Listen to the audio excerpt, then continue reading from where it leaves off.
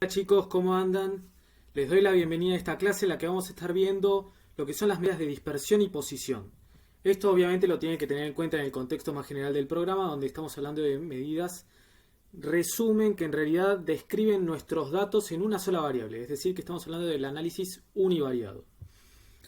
Con respecto a esta presentación, vamos a hablar de cuestiones más puntuales de estadística y de estadística descriptiva. Entonces, mi recomendación para esta clase y para todos los videos que la componen, obviamente, porque seguramente sea más de uno, porque hay unas cuantas medidas que tenemos que ver, es que primero que nada traten de entender el concepto, es decir, qué es lo que estamos tratando de medir, qué es lo que estamos tratando de describir de nuestros datos. Y una vez que tienen claro eso, recién una vez que tienen claro eso, métanse en lo grueso de la fórmula y de los cálculos. No es nada demasiado complejo, quédense súper tranquilos que no es complejo. Hay veces que las fórmulas, como tienen distintas letras griegas, sumatoria, etcétera, los puede llegar a confundir un poco, pero no se asusten, por favor, porque aparte son medidas que son bastante sencillas.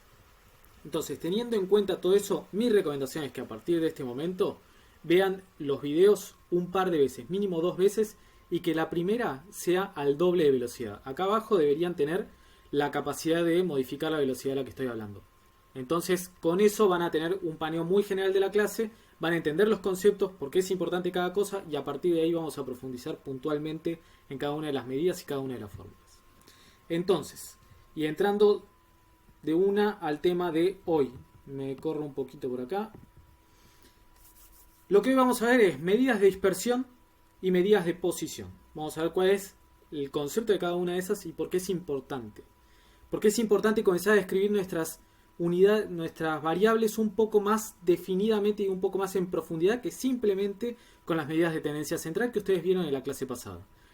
Un poco más profundo que la media, la mediana y la moda. Entonces, dentro de todo eso, nosotros vamos a estar viendo estas medidas, ¿sí? Estas medidas de dispersión y de posición. Hay más, no son las únicas, pero son las principales y son las que van a encontrar en la bibliografía de referencia. No son muchas, notarán. Entonces, quiero que veamos y hablemos un poco de las medidas de tendencia central que ustedes estuvieron explorando la clase anterior y que la clásica, la que todo el mundo tiene conceptualmente más clara, obviamente es la media, o sea, el promedio, porque todos nosotros alguna vez sacamos nuestro promedio de notas, entonces es muy cercano a nosotros.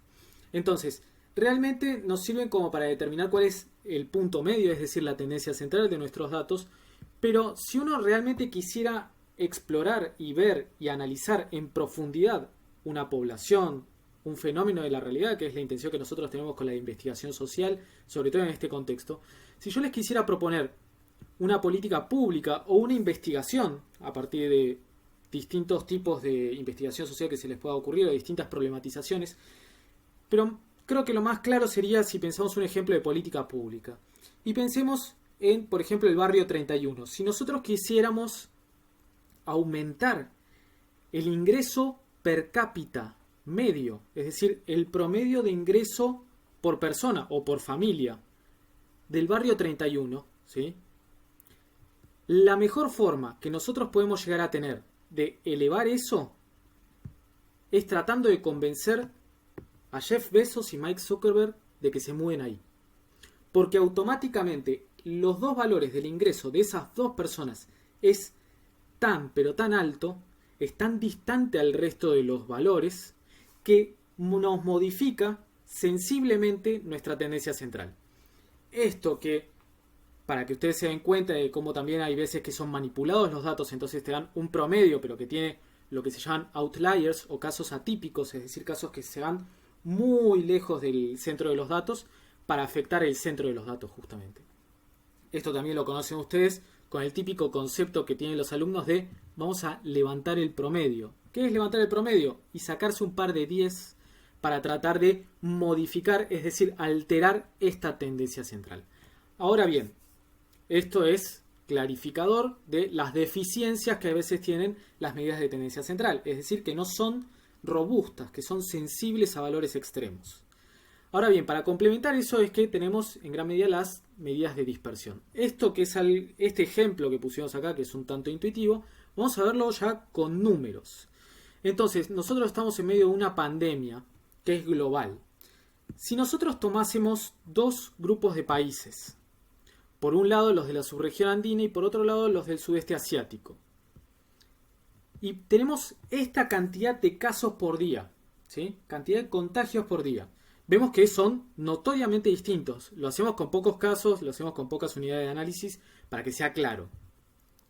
Si nosotros vemos la cantidad de casos por día de cada uno de estos países, vemos que es sensiblemente distinta. Ahora, si cada uno de ustedes saca el promedio, van a notar que es el mismo. Es 200 en ambos casos.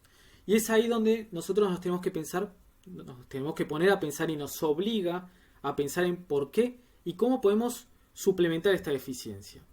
Y esto es, como decía antes, es principalmente porque los casos se encuentran más dispersos en uno que en el otro, ¿sí?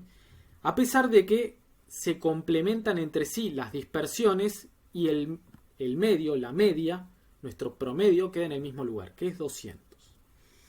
Entonces, y ahora con esto cortamos este video para ejemplificar cuáles son las deficiencias de las medidas de tendencia central y comenzar a aventurarnos un poco en esas mediciones que van a ser las de dispersión, ¿sí? Los dejo y nos vemos en el siguiente video.